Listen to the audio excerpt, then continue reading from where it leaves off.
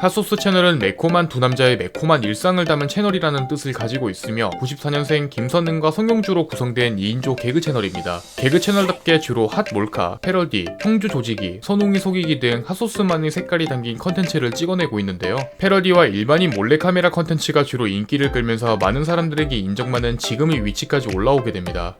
핫소스는 원래 4인조 그룹이었습니다. 김선응과 성용주를 포함해서 백원우와 조재영이라는 멤버도 있었는데요. 조재영의 경우 유럽에서 살기 시작하면서 자연스럽게 탈퇴했고, 백원우는 군대 문제로 잠시 빠졌지만 개인 채널 활동과 동시에 지금도 가끔 핫소스 컨텐츠에 등장하고 있죠. 여담으로 백원우는 배말랭이라는 유튜브 채널로 활동하고 있으며 현재 핫소스 집 베란다에서 텐트 치며 살고 있습니다. 김선응과 성용주는 동아방송예술대학교 동기로 두 명 모두 어렸을 때부터 개그맨이 꿈이었습니다. 또한 둘은 자신들이 정말 재밌는 사람들이라는 굳은 믿음을 가지고 있었고, 이 때문에 공채 시험을 따로 보지 않고 대전에 자신들만의 극단을 차리게 됩니다. 당시 극단명은 건전지로 언제든 웃음을 충전하겠다는 의미를 가지고 있었죠. 당시 건전지의 1차 목표는 충청도 사람들 웃기기였는데, 충청도민을 공략한다면 전국민을 웃길 수 있다는 이유 때문이었습니다. 건전지 극단 활동 시절 소극장을 빌리기 위해 할 수 있는 아르바이트는 뭐든지 하고 다녔습니다. 텔레마케팅 회사, 식당, 신발 가게, 화장품 가게, 공사장 등 말 그대로 돈을 벌 수 있는 아르바이트는 모두 뛰었고, 이렇게 모인 돈으로 6개월가량 공연을 했는데요. 2016년 12월 22일 그들의 역사적인 첫 공연이 시작되었고, 관람객은 12명 뿐이었지만 그 사람들이 웃는 모습을 보고 엄청난 희열을 느꼈다고 합니다. 또한 대전 최고의 개그 극단답게 홍보 포스터도 나름 그들의 센스가 들어가 있죠. 핫소스의 최초 방송 플랫폼은 아프리카TV입니다. 당시 주로 밀고 있었던 컨텐츠 중 하나가 바로 혹한기 방송이었는데, 바로 영하 16도의 추위 속에서 2만원짜리 방한용품으로 버티는 컨셉이었죠. 이때 2만원 방한용품이 온돌매트였으며, 성용주가 전기를 끌어오는 사이 다른 멤버들이 온돌매트를 부숴버렸고, 이 사실을 몰랐던 성용주는 결국 온돌매트 케이스에서 버텼다고 합니다. 그래서 혹한기 컨셉이 아닌 형조생명 연장 컨텐츠라는 이름이 붙기도 했죠. 김선응이 군대를 제대함과 동시에 미디어 문화가 빠른 속도로 바뀌게 되었고, 그중 하나가 바로 유튜브였습니다. 사람들이 점점 TV를 보지 않고 유튜브로 몰리게 되면서 트렌드에 맞춰 핫소스 유튜브 활동을 시작하게 됐는데, 이렇게 지금까지 이어져 오고 있죠. 여담으로 핫소스란 이름은 유튜브 플랫폼으로 옮기면서 만들어졌습니다. 건전지 극단 이후 들어간 기획사로 개그맨 손원수가 우연히 건전지의 공연을 보다가 마음에 들어서 자신의 회사로 들어오라고 건의하게 됩니다. 이는 핫소스가 상경하고 나서 들어간 첫 회사로 활동 당시 쩌는 총잡이 형사들이라는 단편 스토리 영상을 만들기도 했습니다. 핫소스 채널의 첫 영상은 바로 3분 디스코입니다. 현재의 핫소스 채널과 전혀 맞지 않는 디스코 뮤직비디오인데, 가수는 바로 핫소스가 극락기획단 활동 당시 선배로 있었던 개그맨 손원수죠. 참고로 핫소스가 전혀 등장하지 않는 이 영상이 왜 채널에 있는지 의문을 가진 사람들이 많은 편인데요. 가장 유력한 가설로는 손원수가 후배들의 유튜브 시작을 격려하는 차원에서 유리하게 시작하라고 영상을 넘겨줬다는 내용이 지배적입니다.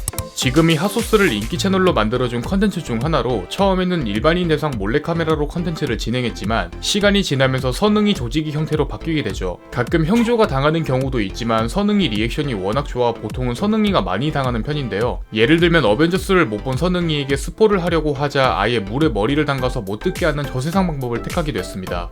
핫소스의 또 다른 인기 컨텐츠로 각종 웃긴 방법으로 서로를 깨우는데요. 이 역시 김선응이 주로 당하는 편으로 페이스북을 통해 먼저 알려졌지만, 비정기적인 업로드로 인해 팬들이 굉장히 그리워하는 컨텐츠죠. 현재 19편까지 나왔으며 모닝콜을 정주행하다 보면 김선응이 불쌍하다는 평가가 많습니다. 김선응이 군복무했을 당시에 송영주가 김선응을 영창에 보내기 위해 여자 스타킹과 성인용품을 택배로 보낸 적이 있습니다. 하지만 당시 김선응의 부대가 우체국 택배만 취급해서 결국 반송되고, 송영주는 이날 부모님에게 엄청 혼났다고 합니다. 김선응은 오래전부터 유니세프를 통해 아프리카 아이들에게 기부해왔는데요. 소말리아 국적의 야디라는 친구에게 정기적으로 후원했지만 야디는 결국 해적이 되었다고 합니다.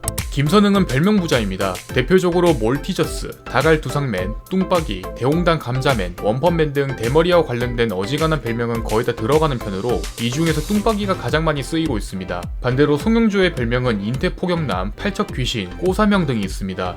김선응은 어머니가 만든 김치에 대한 자부심이 상당히 높습니다. 실제로 어머니 김치가 세상에서 가장 맛있는 음식이라고 말할 정도이며, 어머니 김치를 모욕하면 진심으로 화내는 모습을 볼 수 있죠. 한 번은 송영주가 이를 김치 광고 몰래카메라로 제작하면서 김선응에게 "우리 엄마 김치보다 맛있어요" 라는 한마디만 부탁했고, 김선응은 이에 끝까지 버텼지만 결국 광고비를 모두 준다는 말에 수락했습니다.